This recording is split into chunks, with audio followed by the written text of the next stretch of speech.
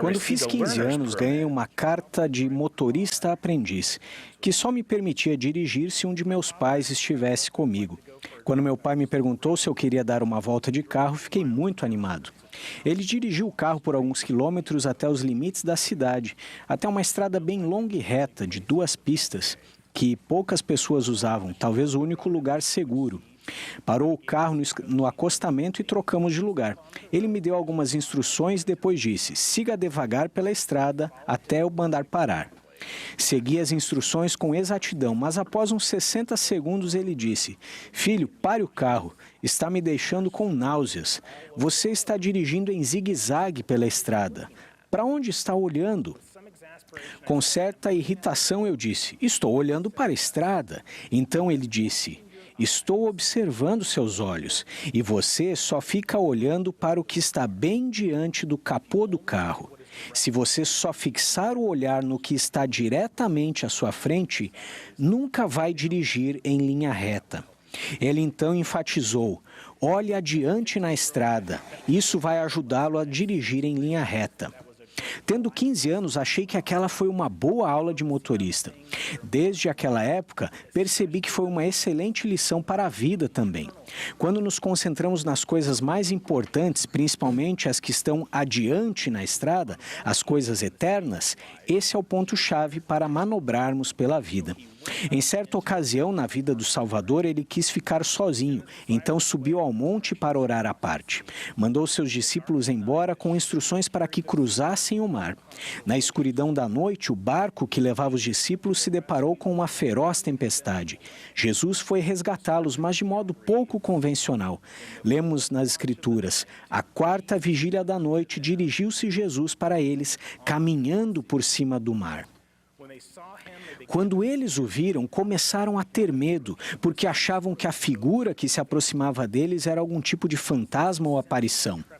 Jesus, sentindo o medo deles e querendo acalmar-lhes a mente e o coração, chamou-os dizendo: tende bom ânimo, sou eu, não tenhais medo.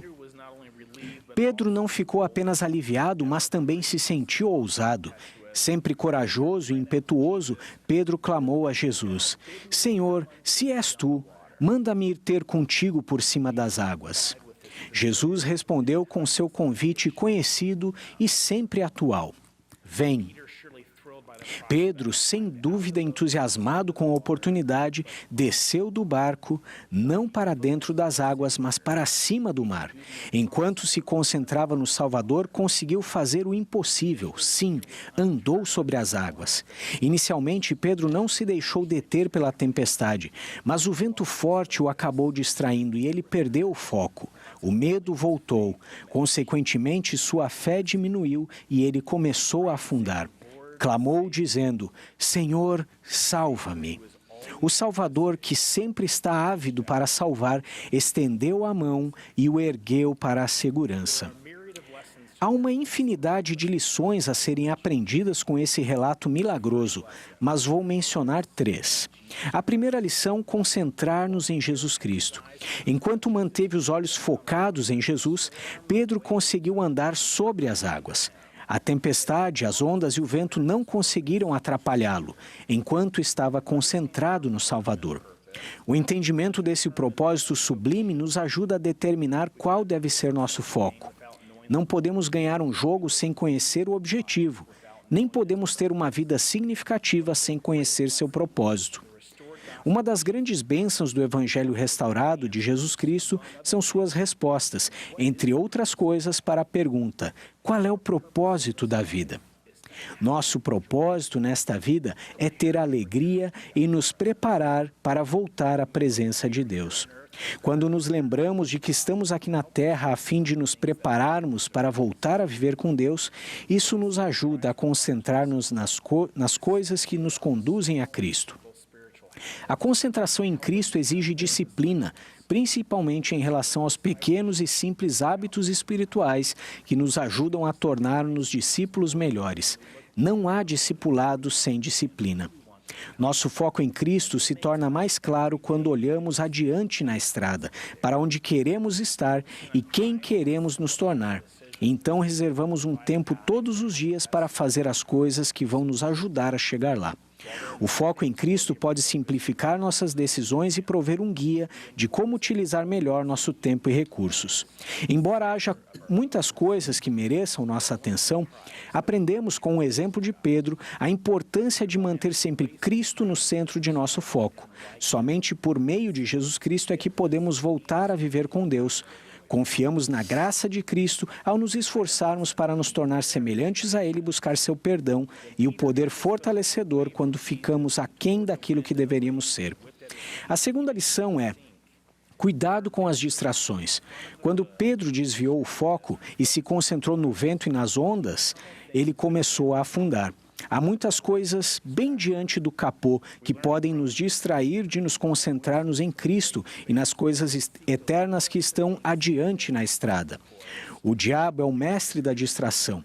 Aprendemos no sonho de Lei que as vozes do grande e espaçoso edifício procuram nos seduzir para coisas que vão nos tirar do caminho da preparação para voltarmos a viver com Deus. Mas há outras distrações menos óbvias que podem ser igualmente perigosas. Como diz o ditado, para que o mal triunfe, basta simplesmente que os homens bons não façam nada. O adversário parece determinado a fazer com que as pessoas boas não façam nada, ou ao menos que desperdicem seu tempo em coisas que vão distraí-las dos propósitos e das metas nobres. Por exemplo, algumas coisas que são diversões sadias, se realizadas com moderação, podem se tornar nocivas, se não houver disciplina. As distrações não precisam ser más ou imorais para serem eficazes. A terceira lição é: podemos ser resgatados. Quando Pedro começou a afundar, clamou dizendo: Senhor, salva-me. E logo Jesus, estendendo a mão, segurou-o. Quando percebermos que estamos afundando, quando nos depararmos com a aflição ou quando falharmos, nós também podemos ser resgatados por ele. Diante da aflição ou da provação, talvez vocês sejam como eu e esperem ser imediatamente salvos. Mas lembrem-se de que o Salvador foi ajudar os apóstolos na quarta vigília da noite, depois de eles terem passado quase a noite inteira lutando contra a tempestade. Podemos orar dizendo que se a ajuda não vier imediatamente, ao menos que venha na segunda ou mesmo na terceira vigília da noite, conforme mencionado nas parábolas. Quando tivermos que esperar, tenham a certeza de que o Salvador está sempre atento, garantindo que não tenhamos que suportar mais do que podemos aguentar. Aos que estão esperando na quarta vigília da noite, talvez ainda em meio ao sofrimento, não percam a esperança. O resgate sempre vem aos fiéis, seja na mortalidade ou na eternidade. Às vezes afundamos por causa de nossos erros e de nossas transgressões. Se estiverem afundando por esses motivos, tomem a feliz decisão de se arrependerem. Creio que poucas coisas dão maior alegria ao Salvador do que salvar aqueles que se voltam ou retornam a Ele. As Escrituras estão repletas de histórias de pessoas que haviam caído ou tinham falhas, mas que se arrependeram e se tornaram firmes na fé em Cristo. Acho que essas histórias estão nas Escrituras para nos lembrar de que o amor do Salvador por nós e seu poder de nos redimir são infinitos. Além do Salvador se alegrar com nosso arrependimento, nós também sentimos grande alegria.